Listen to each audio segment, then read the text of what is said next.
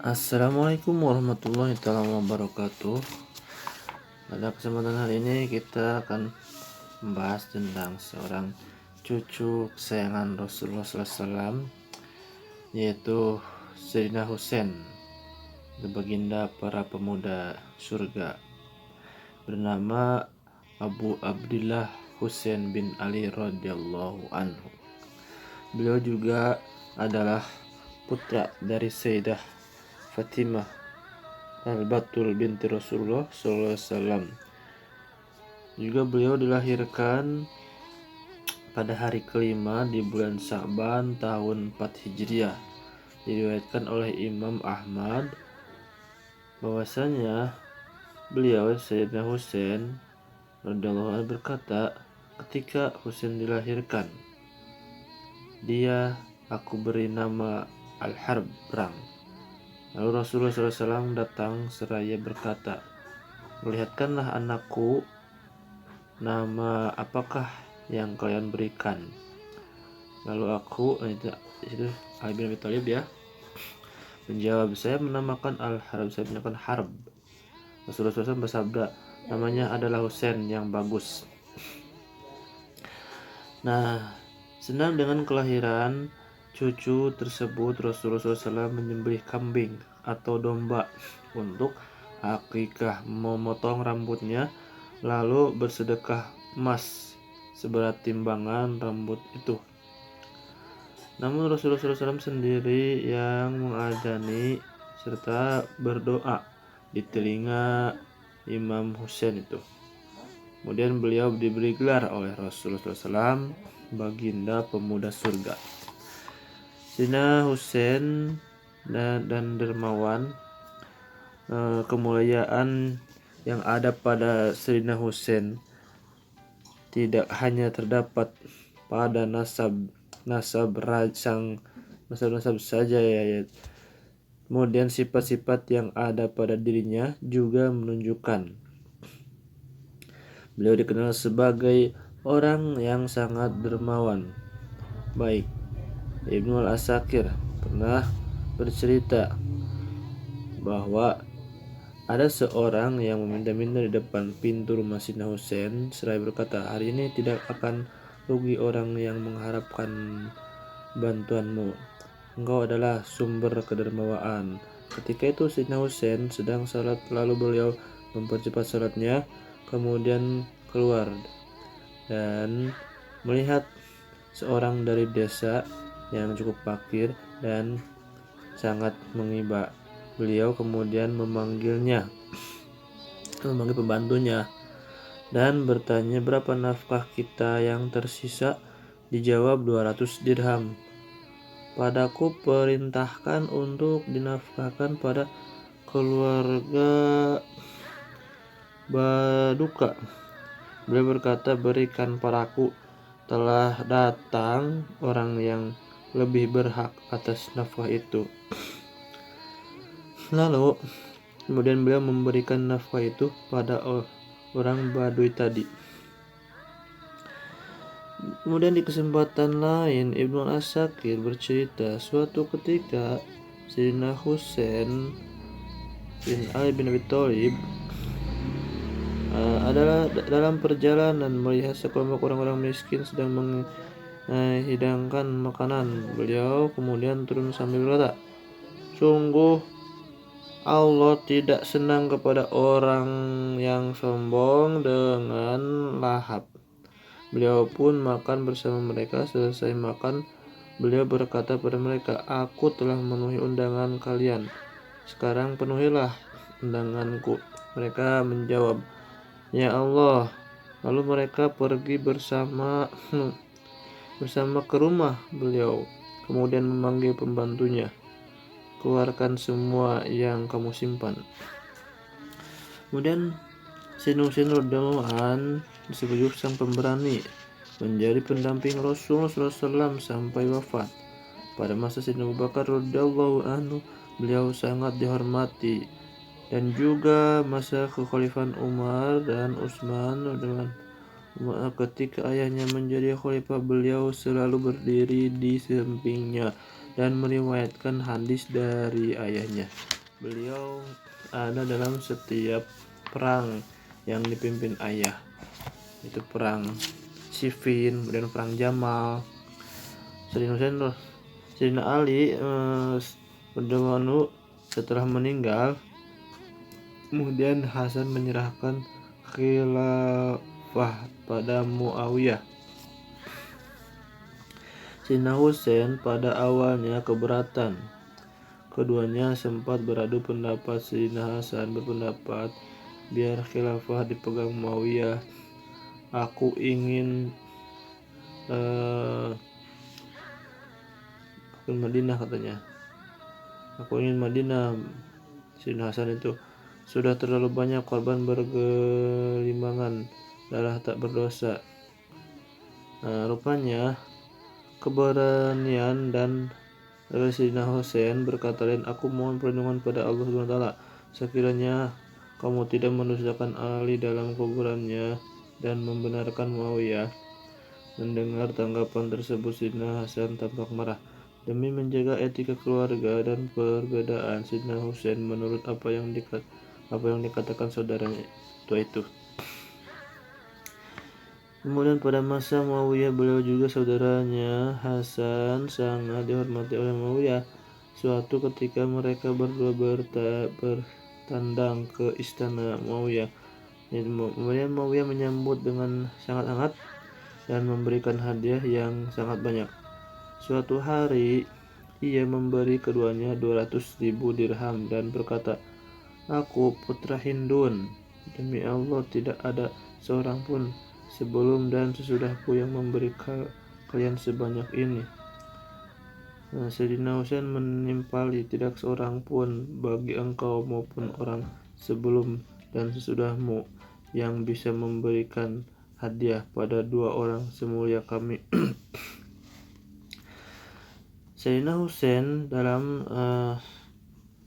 tragedi Karbala merupakan seorang pemberani begitu semenjak dari kecilnya, dan sebagai bukti bahwasanya beliau berperang bersama dengan sekelompok kecil pengikutnya lalu melawan tentara Yazid bin Muawiyah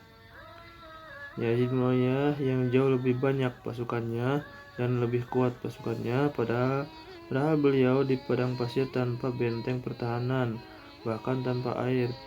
Tidak terlihat ketika peperangan di Karbala seorang pun dari pengikutnya yang seberani beliau. Beliau telah mengorbankan nyawanya di bawah bayang-bayangnya pedang untuk memperjuangkan kebenaran. Tentang tragedi Karbala ceritanya demikian, ketika Muawiyah wafat pada tahun 60 Hijriah dan digantikan Yazid bin Muawiyah, dia memerintahkan gubernur Madinah Walid bin Urbah agar mengambil baiat Sayyidina Husain. Untuk menghindari hal itu, Sayyidina Husain keluar dari Madinah kemudian menuju Mekah bersama keluarga beliau. Pada saat itu juga orang-orang kafir Kufah setelah tahu kematian Muawiyah dan keenggangan Sayyidina Husain untuk membaiat Yazid, dan mereka mengirim beberapa surat kepada Sayyidina Husain supaya datang ke Kufah untuk melawan Yazid. Di hari ke-8 bulan Zulhijjah, beliau menetapkan berangkat ke Kufah. Kemudian Abdullah bin Abbas sudah memperingatkan, sungguh engkau mendatangi kaum yang membunuh ayahmu dan menusuk saudaramu. Aku tidak melihat mereka kecuali merendahkanmu. Begitu juga penyair Farazdak telah berkata pada beliau yang berisi, hati manusia bersamamu, tapi pedang mereka bersama Bani Umayyah.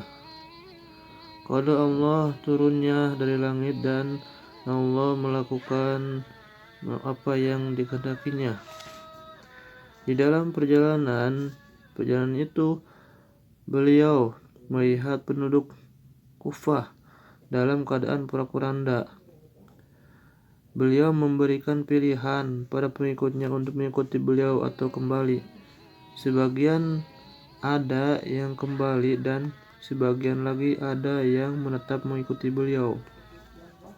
Ketika beliau bersama rombongannya sampai di Karbala, bertemulah tentara beliau yang hanya 32 orang penunggang kuda dan 40 pejalan kaki dengan tentara Yazid yang sangat-sangat banyak sekali.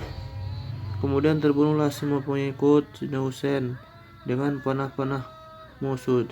Kemudian Sayyidina Husain sendirian melawan mereka sampai gugur di medan laga.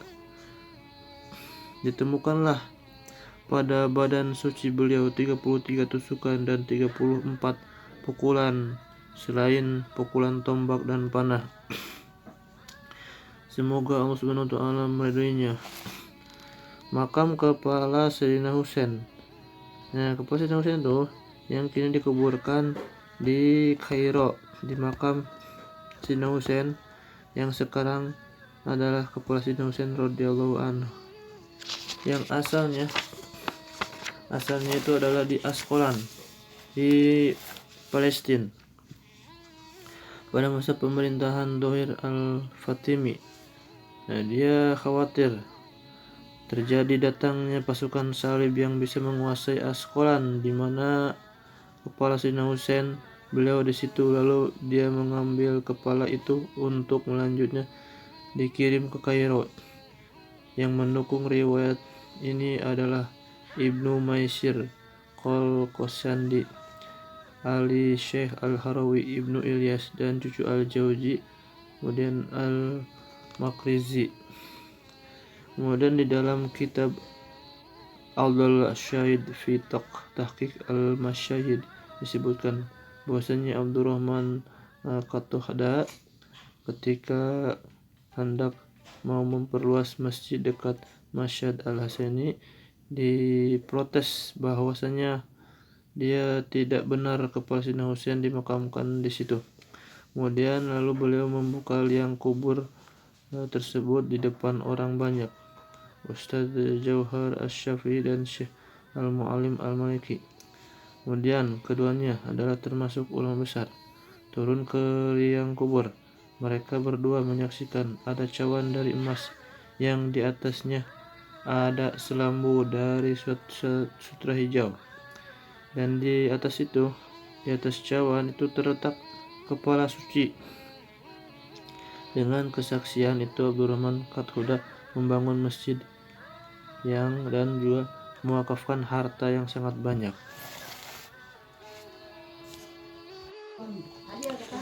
Sayyidina Husain inilah cucu Nabi Muhammad SAW, terbunuh tragis pada 10 Muharram berusia 58 tahun di hari ke-10 bulan Muharram tahun 61 Hijriah. Selepas menunaikan sholat subuh, beliau bergegas keluar tenda dan menaiki kuda kesayangannya.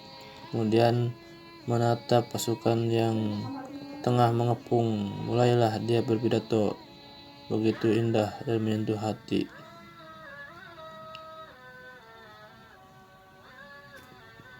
Di sini, lihat nasabku, pandangilah siapa aku ini, lantas lihat ya siapa diri kalian. Perhatikan apakah halal bagi kalian untuk membunuhku dan menciderai kehormatan aku. Kemudian, bukankah aku ini putra dari anak perempuan nabimu? Bukankah aku ini anak dari Wasi dan keponakan nabimu yang pertama kali beriman kepada ajaran nabimu?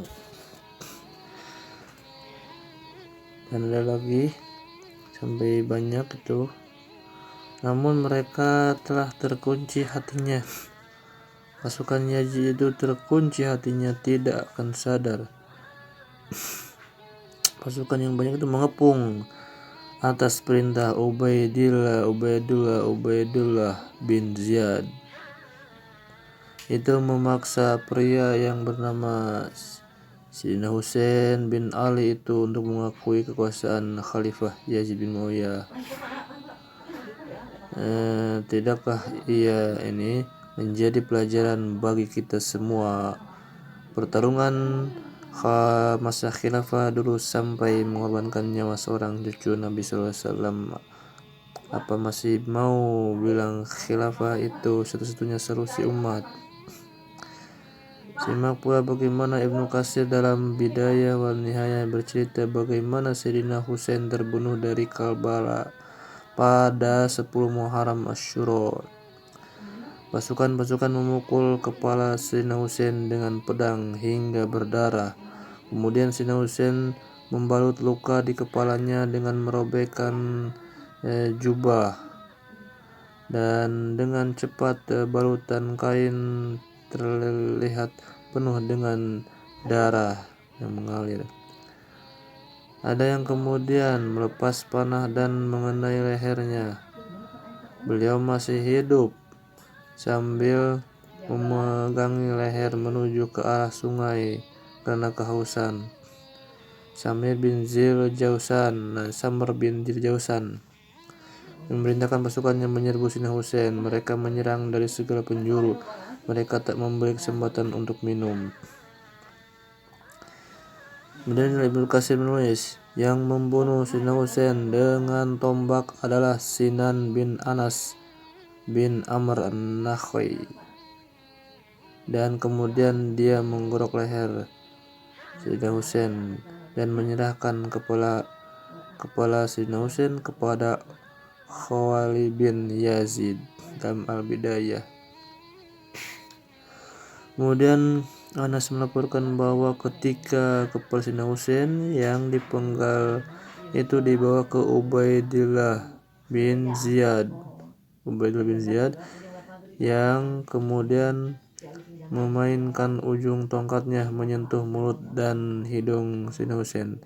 Anas berkata, demi Allah, sungguh aku pernah melihat Rasulullah SAW mencium tempat engkau memainkan tongkatmu ke wajah Husain. 72 orang pengikut Sayyidina Husain yang terbunuh itu.